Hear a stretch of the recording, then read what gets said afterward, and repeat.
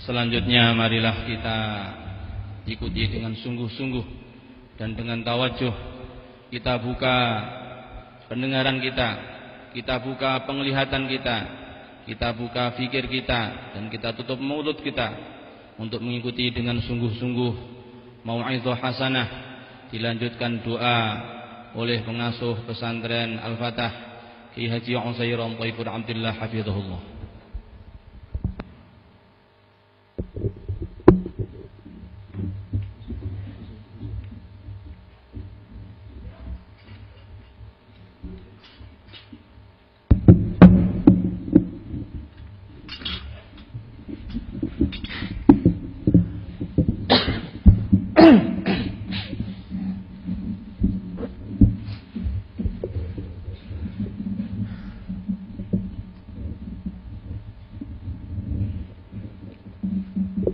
Assalamualaikum warahmatullahi wabarakatuh.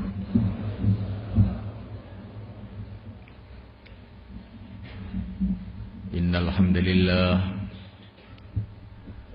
nasta'inuhu wa nastaghfiruhu wa nu'minu bihi wa natawakkalu alayhi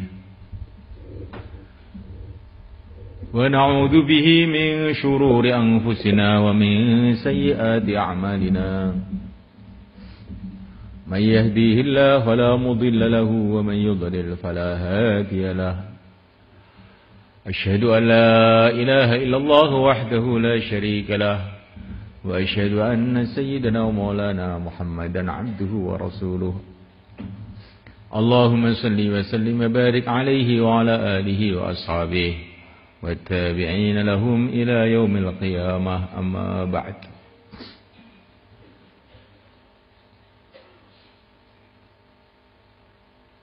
Bapak-bapak, wali-wali santri, dan juga ibu-ibu,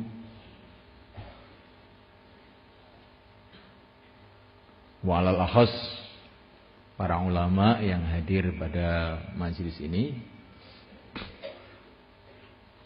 para habaib-habaib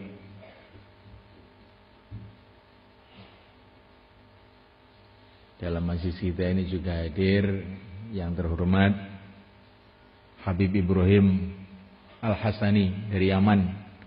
Beliau ini lama sekali bersama Said Muhammad di rumahnya Said Muhammad di Mekah sana. Dan Habib-Habib yang lain banyak.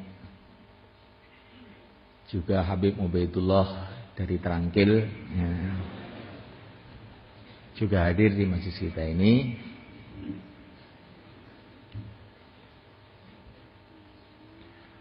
Masya Allah,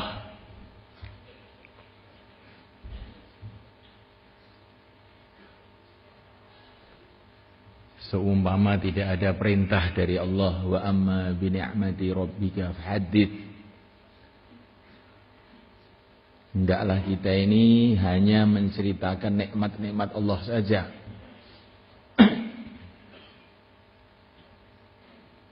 Saya itu macam gak berani itu cerita mengenai keadaan-keadaan yang sangat menggembirakan hati pada hari ini. Tapi karena ada perintah supaya kita ini bercerita mengenai nikmat Allah, dan bercerita mengenai nikmat Allah itu adalah bagian dari syukur. Sebagaimana dalam satu hadis dikatakan at-tahaddus bin ni'mati syukrun. Bercerita mengenai nikmat-nikmat Allah itu syukur. Seumpama tidak ada itu, saya khawatir itu cerita-cerita begini bisa jadi nggak baik, bisa jadi sombong dan sebagainya. Tapi karena perintah Allah dan kita hanya ingin mendapatkan ridho Allah, dan supaya kita ini dihitung orang-orang yang syukur, akan saya ceritakan juga. Al-Imam Abdul Wahab Asy-Sya'rani, beliau mengarang kitab Lataiful Minan wal Akhlaq fit tahaddus bi ni'matillah 'alal itlaq. Beliau cerita mengenai nikmat-nikmat Allah yang telah Allah berikan kepada beliau mulai lahir beliau sampai menjelang wafat beliau. Maka saya sebagai tanda syukur kehadirat yang agung, yang mulia, yang telah memberikan taufik kita kepada kebaikan-kebaikan ini. Tanda syukur kita kehadirat Allah Subhanahu wa taala. Maka akan saya ceritakan sedikit mengenai apa yang saya rasakan dalam majlis ini.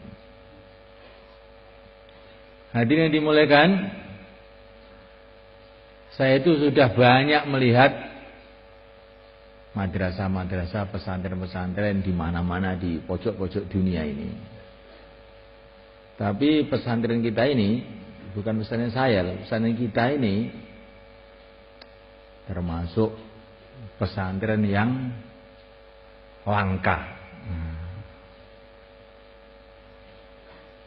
Saya lama di Saudi itu, saya juga pernah masuk di kuliah-kuliah hadis, bagian kelas terakhir, doktorohnya itu, yang hafal Bukhari satu pun nggak ada. Jadi umpama saya itu bisa ngasih gelar kamu itu, yang hafal Bukhari saya kasih gelar doktor semua itu.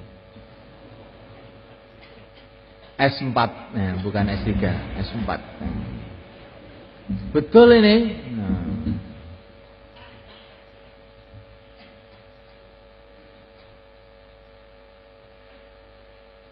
Jadi zaman sekarang ini orang hafal Bukhari termasuk orang langka, perlu diawetkan ini. Ya. Jangan sampai dirusak dengan perkara-perkara yang merusakkan. Orang tuanya khususnya harus syukur betul-betul ya.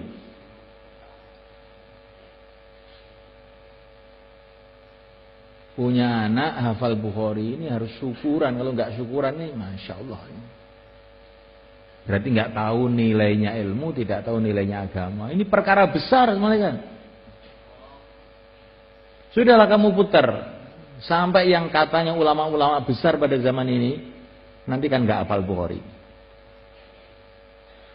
Tapi bukan berarti kamu ulama besar loh, bukan. Kamu ulama kecil. Umurnya baru 19 tahun kok besar-besar dari mana? Ya. Dari segi hafalan loh, bukan dari segi yang lain-lain. Tapi ini perlu kita syukuri, biar kita ini syukur gitu. Barang siapa dikasih oleh Allah Subhanahu wa taala hafal Quran, kemudian dia merasa ada orang yang lebih beruntung daripada dia, betul-betul dia ini orang yang tidak syukur. Nah ini hafal Quran, hafal Bukhari lagi. Ini syukurannya harus menyembelih unta ini. Unta pun tidak cukup. Kalau boleh nyembelih orang nih sebetulnya. Tapi nyembelih orang nggak boleh sih masalahnya.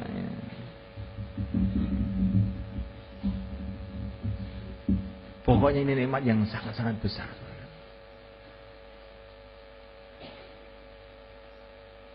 Apalagi ada beberapa yang hafal minhaj, ini lebih langka lagi ini. Zaman sekarang orang kok hafal minhaj. Minhaj itu bapak-bapak, ibu-ibu, tebalnya itu kayak Quran itu loh. Tulisannya kecil-kecil lagi. Nggak ada harokatnya, gundul. Itu dihafalkan oleh anak-anak kita itu. Itu kalau tidak taufik dari Allah Subhanahu wa taala, masya Allah.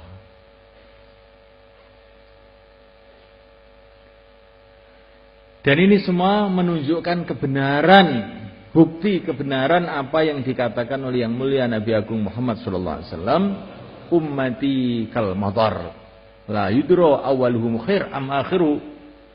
Umatku ini seperti hujan, tidak diketahui yang dulu apa yang akhir yang baik. Maksudnya yang akhir-akhir pun orang-orang istimewa itu ada. Yang istimewa itu bukan orang-orang dulu saja, yang akhir pun yang istimewa juga ada. Dan insya Allah ini menurut pandangan saya, orang-orang tadi itu yang salaman tadi itu termasuk orang-orang istimewa dari segi hafalannya.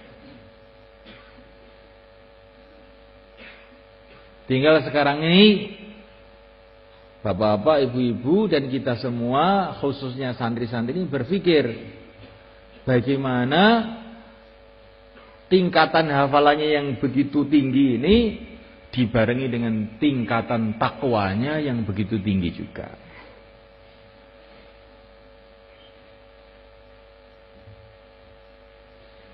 Jangan keilmuannya itu tinggi, kemudian tingkatan takwanya rendah.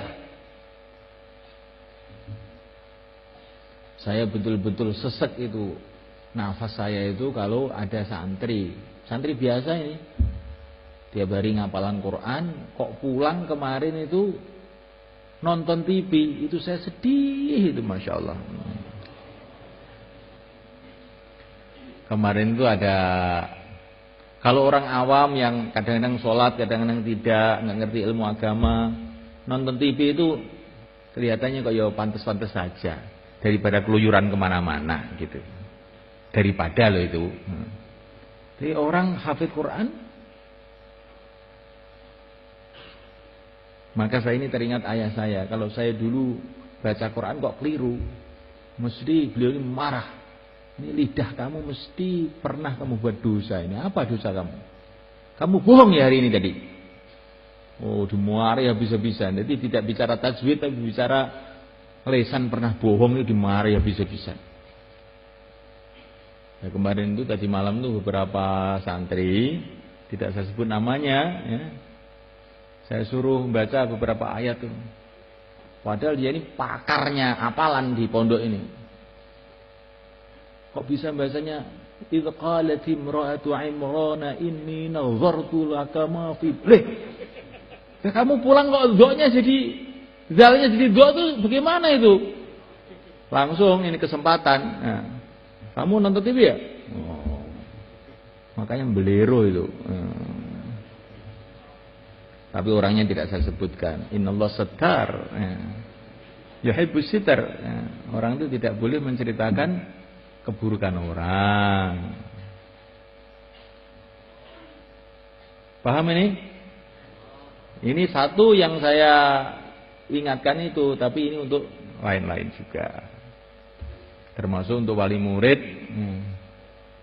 Ingin anaknya jadi orang alim, jadi orang soleh, jadi orang takwa. Anaknya bisa di pesantren, ngaji siang malam. Terus wali muridnya itu di rumah nonton televisi, itu kelihatannya juga sudah tidak pantas. Kalau cita-citanya itu anaknya di insinyur, jadi dokter, itu nonton TV itu nggak apa-apa lah. Ingin anaknya itu jadi orang alim, jadi ulama, jadi hafid Quran, jadi hafal Bukhari, penyebar hidayah. Lah kok nonton TV? Inna lillahi wa inna ilaihi raji'un. Apa TV itu haram? Oh, TV itu bukan haram, sumbernya haram.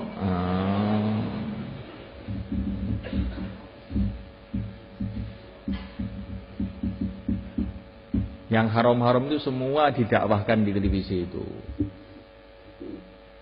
Maka ini santri-santri yang baru pulang dari rumah, yang merasa tersinggung dengan perkataan saya ini, cepat tobat, insyaallah ya. Biar nanti zalnya jadi dok, ya.